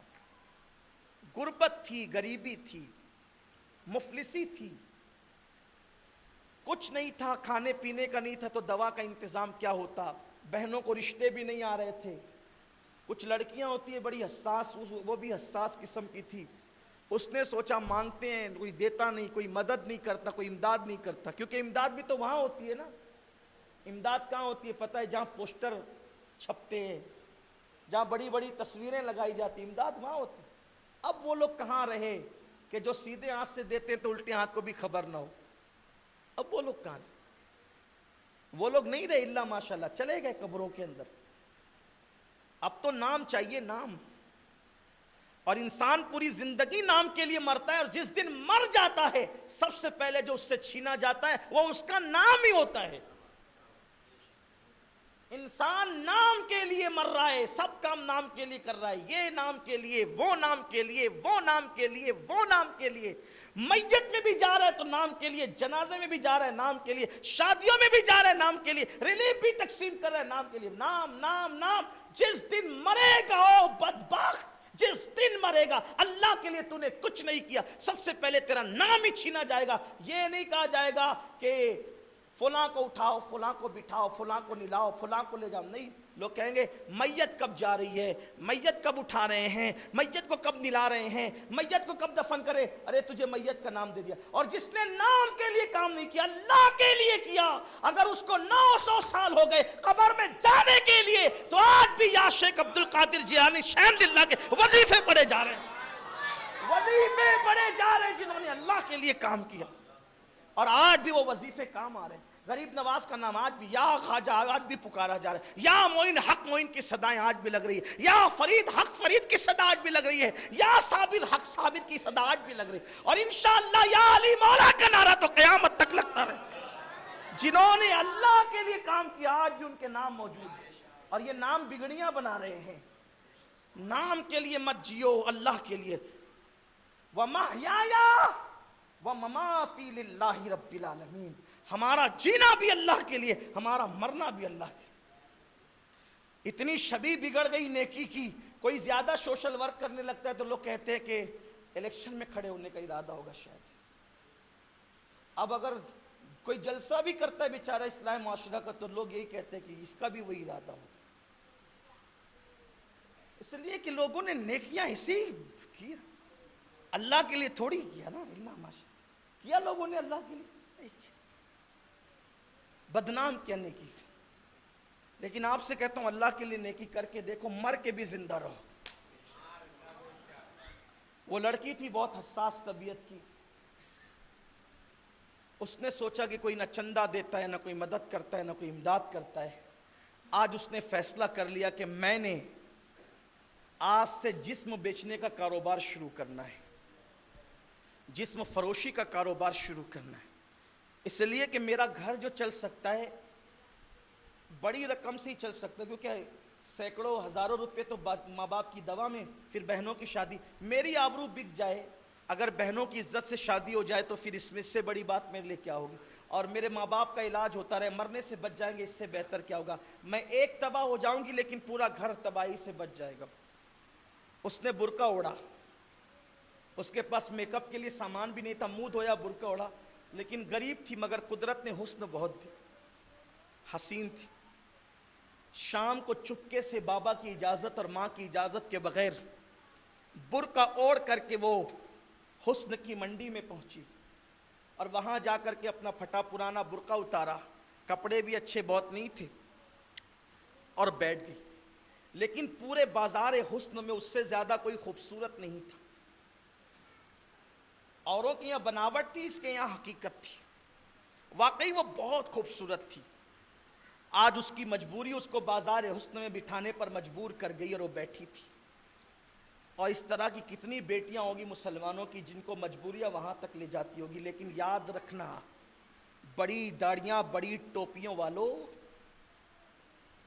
ایک ایک دو دو کروڑ روپے مسجد کے مینار اور گنبدوں میں خرچ کرنے والوں اور غریبوں کا خیال نہ کرنے والوں، کہیں تمہاری عبادتیں تمہارے منہ پہ پھینک نہ ماری جائے کہ تم نے نام و نمود کی خاطر تو قوم کے پیسے کو برباد کیا، لیکن قوم کی غریب بیٹیوں کی ضرورت کا تم نے خیال نہیں کیا.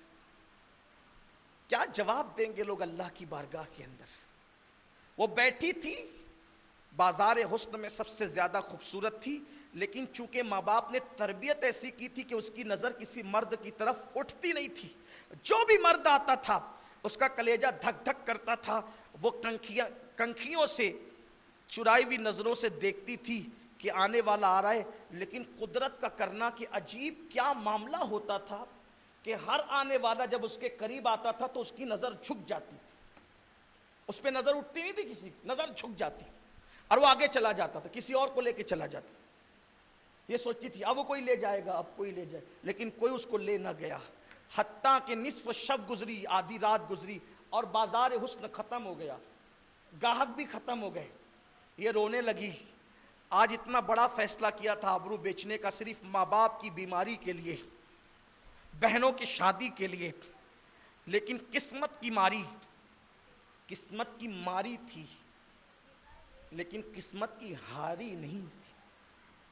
قسمت کی ماری. آج یہاں سے بھی ناکام، ظاہری ناکام لیکن حقیقت میں کامیاب لوٹ رہی تھی.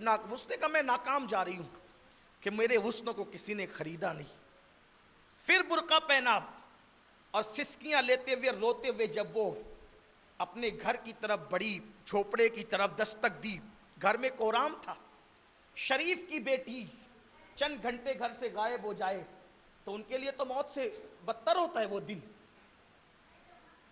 پورے گھر میں کوئی بہنیں رو رہی ہے، ماں رو رہی ہے، باپ رو رہا ہے، میری بیٹی کہاں گئی. میری بیٹی کی دستک ہوئی، دل کی دھڑکنیں تیز ہو گئی، دروازہ کھلا، اندر آئی. باپ نے کانپتے ہوئے بستر سے اٹھا اور کہا کہ کہاں گئی تھی آدھی رات؟ پہلی بار کہاں گئی تھی؟ بیٹی نے کہا بابا پہلے معاف کرو، پہلے معاف کرو پھر بتاؤں گی کہاں گئی تھی. کہا تجھے معاف تو کر دیا لیکن پہلے بتا کہاں گئی تھی. بیٹی نے باپ کے قدم پکڑ کر ماں کے ہاتھ تھر تھراتے ہوئے تھام کر کے کہا آج بہت بڑا فیصلہ کر لیا تھا، کیونکہ کوئی ہماری مدد نہیں کرتا، کوئی ہماری امداد نہیں کرتا. گھر میں کھانا نہیں ہے تو تمہاری دوا کا انتظام کہاں سے ہوگا؟ کوئی بیٹا نہیں ہے آپ کا، میں تمہیں مرتا نہیں دیکھ سکتی، تمہاری بیماری کو بڑھتا نہیں دیکھ سکتی. تو میں نے فیصلہ کیا تھا کہ اپنا جسم بیچ دوں گی آج، اور جسم بیچ کر کے بڑی رقمیں آتی ہے تو اسی رقم سے تمہاری بیماری کا علاج بھی کروں گی، بہنوں کی شادیاں بھی کروں گی. باپ کی نظریں پھٹی کے پھٹی رہ گئی، ماں کی نظریں پھٹی کے پھٹی رہ گئی، بہنیں منہ کھل گئے کیا کہہ رہی ہو؟ پھر کیا ہوا؟ وہ کہا پھر ہوا یہ کہ آج میں تمہاری اجازت کے بغیر چپکے سے بازار حسن میں جسم بیچنے کے لیے گئی تھی، لیکن جو بھی آتا تھا خدا جانے کیا ہوتا تھا، اس کی نظریں جھک جاتی تھی، آگے بڑھ جاتا تھا، آگے بڑھ جاتا تھا، حتیٰ کہ سب چلے گئے، بازار حسن ختم ہو گیا، گاہک بھی ختم ہو گئے، لیکن میرے حسن کو کوئی خرید نہ سکا اور میں ناکام لیکن حقیقت میں کامیاب لوٹی. باپ نے اپنی بیٹی کی پیشانی چوم کے کہا میری بیٹی، واللہ تاللہ باللہ، اللہ کی قسم کھا کے کہتا ہوں کہ ایک رات تو وہاں بیٹھی، اگر 1000 رات بھی تو وہاں بیٹھتی تو تیرے حسن کو کوئی خرید نہیں سکتا تھا اور تجھے کوئی ہاتھ نہیں لگا سکتا تھا. کیونکہ بیٹی مجھے اپنے کردار پر نہیں اپنے نبی کے فرمان پر اعتماد ہے. میرے نبی نے کہا کما تدین تدان، تم جیسا کرو گے ویسا پاؤ گے. تیرا باپ غریب تھا لیکن آج تک تیرے باپ نے کسی عورت کو نظر بھر کے نہیں دیکھا. جب میں نے کسی کو نظر بھر کے نہیں دیکھا تو کوئی میری بیٹی کو باپ کی نظر سے کیسے دیکھ سکتا ہے؟ اللہ نے میری بیٹی کی آبرو کی عزت کی حفاظت فرمائی. اور وہ باپ رونے لگا. اندازہ فرمائیں یہ ہے نگاہوں کا تقدس. ہم بھی چاہتے ہیں ہماری بیٹیاں بچے محفوظ رہیں، اللہ کی بارگاہ میں ہم متقی بنیں، نگاہوں کے محافظ بنیں اور کسی کی آبرو کو تحفظ فراہم کریں۔ اللہ ہم کسی کی آبرو اپنی طاقت کے مطابق بچائیں گے، اللہ ہماری آبرو کو اپنی شان کے مطابق بچائے گا۔ یہ تقدس کے ساتھ جیو۔ اگر آج سے پہلے کوئی غلطی ہو گئی ہو، اللہ کی بارگاہ میں سچی توبہ کر لو، اس لیے کہ جو توبہ کر لیتا ہے اللہ اسے بخش دیتا ہے۔ اللہ سے دعا ہے اللہ پاک کہنے سننے سے زیادہ ہم سب کو عمل کی توفیق عطا فرمائے۔ پھر حدیث سن لیں، خطبے میں سنو گے اب مزہ آئے گا آپ کو۔ البر لا یبلا والذنب لا ینسا والدیان لا یموت اعمل ما شئت کما تدین تدان۔ نیکی کبھی پرانی نہیں ہو سکتی، گناہ کبھی بھلایا نہیں جا سکتا، بدلہ دینے والے خدا کو کبھی موت نہیں آ سکتی۔ عمل کرو، جو چاہو کرو، جیسا کرو گے ویسا پاؤ گے۔ یار خطبے میں جمعہ کے دن بیان کیا جاتا ہے۔ اللہ ہم سب کو توفیق دے، نیک بنائے، گناہوں سے بچائے۔ اسی طرح کی اصلاحی گفتگو، دینی گفتگو، دین کا ماحول بنانے کے لیے سنی دعوت اسلامی جگہ جگہ اجتماعات کر کے کرتی ہے۔ آپ سے میری گزارش ہے کہ آپ نوجوان ہو، نوجوان سدھرے گا پورا معاشرہ سدھرے گا، تو سنی دعوت اسلامی کے قریب آئیں، سنی دعوت اسلامی کے اجتماعات میں آئیں۔ ہفتہ واری اجتماع جمعہ کے دن جامع مسجد یا رسول اللہ میں ہوتا ہے، ہر جمعہ اجتماع میں شرکت کریں۔ جمعرات کو آدھے گھنٹے جو وہ ذکر کی محفل ہوتی ہے، آپ کے محلے میں ہمارے امام صاحب حافظ پرویز صاحب ہمارے یہاں درس وغیرہ بھی دیتے ہیں، درس میں شرکت کرو، نیک بن کے رہو، انشاءاللہ دنیا بھی سنور جائے گی، آخرت بھی سنور جائے گی۔ السلام علیکم ورحمۃ اللہ وبرکاتہ۔ رسالت کے پروانوں ہر سنیچر کو بعد نماز عشاء سنی دعوت اسلامی کے عالمی مرکز اسماعیل حبیب مسجد میں سنی اجتماع ہوتا ہے، تو آپ حضرات پابندی کے ساتھ اس میں شرکت فرمائیں۔ سنی دعوت اسلامی کی ویب سائٹ sunnidawatisllami.net پر وزٹ کریں اور بہت ساری دینی معلومات حاصل کریں۔